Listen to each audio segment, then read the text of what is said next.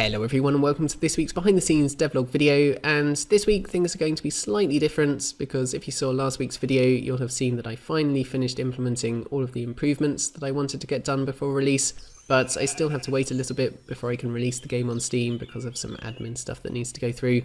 So in the meantime I'm going to be working on polishing up the game, and there are 4 main ongoing tasks that I'm going to be doing between now and releasing the game. The first of those is engine improvements. There are always going to be things that I can optimize in the engine and graphical improvements that I can make, so I'll be doing a lot of that in the next couple of weeks. Secondly, I'm going to be making sure that the whole game is as balanced as it can be, and I'll talk more about that later in the video. Thirdly, I'm obviously going to still come across bugs and improvements that I can make as I go through and test the game, so I'll still be polishing the game in that sense as well. And finally, the last ongoing task that I'm going to be doing up until release is of course marketing. And at the moment that's mostly going to be concentrated on getting the website set up, because obviously that needs to happen first before I can do other forms of marketing. And I've actually already been working a lot on the website for the first half of this week, getting a lot of the content uploaded to the website. And I also made one improvement to the engine to do with the low poly water. I didn't really change how it looks at all, but I optimized a lot of the rendering process based on some of the stuff that I've learned in the last couple of years since I first implemented it. So it's 9 o'clock on Thursday morning now. I'm just about to get started with development for today, and I will show you what I'm working on in a bit.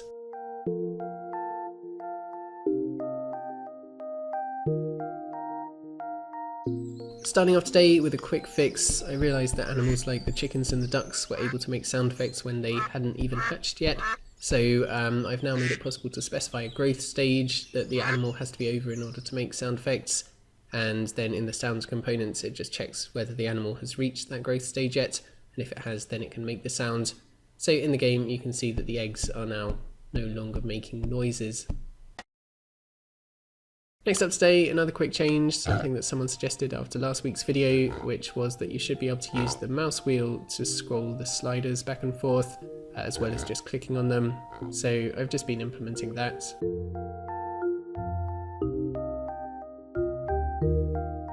Coming up to midday now, and I've just been doing a few graphical improvements. So at the moment I'm working on adding some mist into the game. I thought it would look nice in situations like this where you can see the mountains in the background are a little bit misty, but I've still got quite a lot of work to do on this. Obviously you can see that this is a bit too much mist, and I'd like the mist to be able to change colours at different times of the day, and maybe even change how much mist there is so that I can make it a bit more misty in the mornings and stuff like that.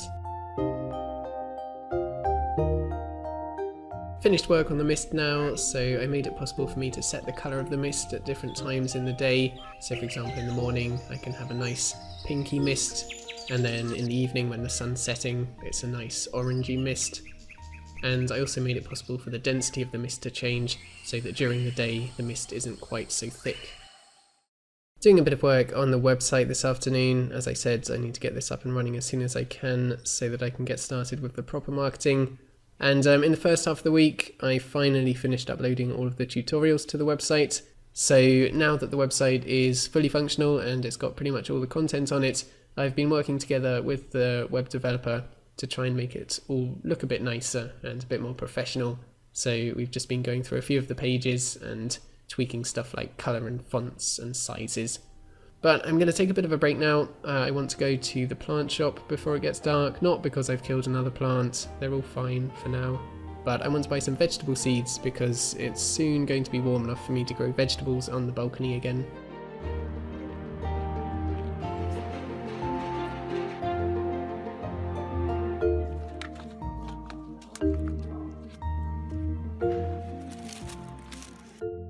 So as I mentioned at the beginning of the video, one of the main things that I'm going to be working on up until release is balancing the game, and today I've been concentrating on everything to do with the in-game currency. So I've been balancing things like the prices of all the species, how much you earn from the animals in the world, the prices for evolving and unlocking new species, and also the prices for modifying the traits of your plants and animals. And obviously I'm trying to balance all of this so that the game isn't too tricky, but it also shouldn't be too easy either. So I'm pretty much done for the day now, and this evening I'm going off to a friend's birthday party.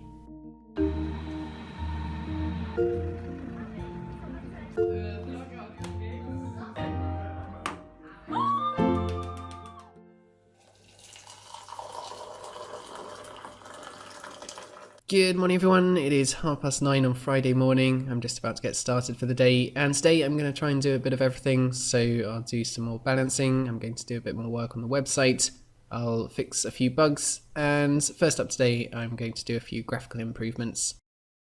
So starting off today with a bit of work on the particle system, and I've just been optimizing the way that the particles are rendered, and I also just fixed one little bug to do with the particles, which was that they didn't get affected by the lighting in the game, so they were always rendered at full brightness, which looked a bit strange at night time. So I've just been adding some lighting calculations to the particle shader, and you can see that that has now fixed the issue.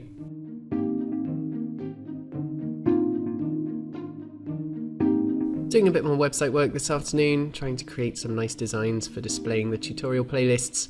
And designing stuff isn't really something that I have much experience with, but it's something that I really want to learn more about and get better at, because it will also obviously help with UI design in games.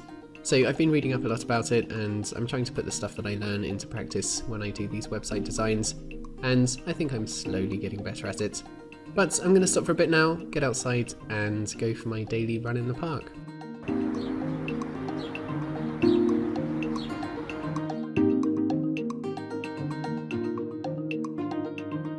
£1:15 now, just about to stop for my lunch break, and to finish off the morning I was adding a new particle effect for the forest biome.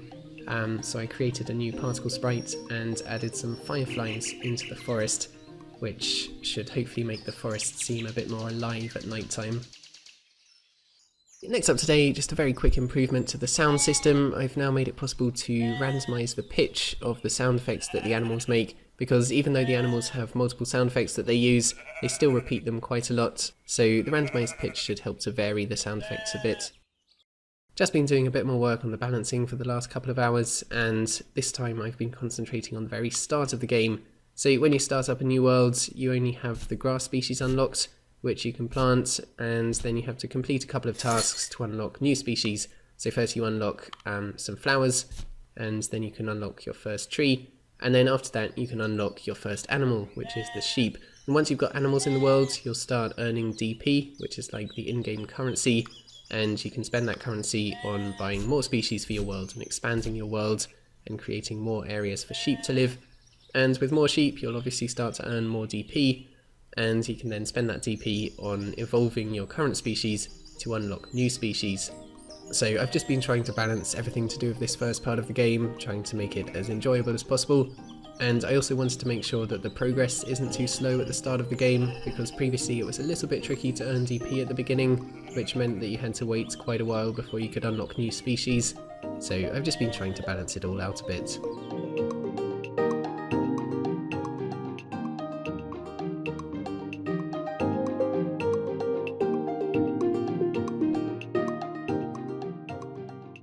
To finish off the day today, I thought I'd do a bit of modelling and create a new tree for Equilinox, because I didn't really have enough time to get started with the next big task.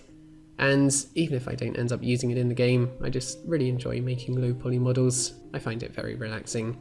And I can't add this tree into the game just yet, because I still need to make the other model stages. Every plant and animal in the game has multiple models for the various stages of growth. So I still need to make the other model stages for this tree, but I'm sure I'll find some time to do that next week. But for today I'm pretty much done, so I'm just going to make some pasta for dinner, and then I'll have a nice relaxing evening.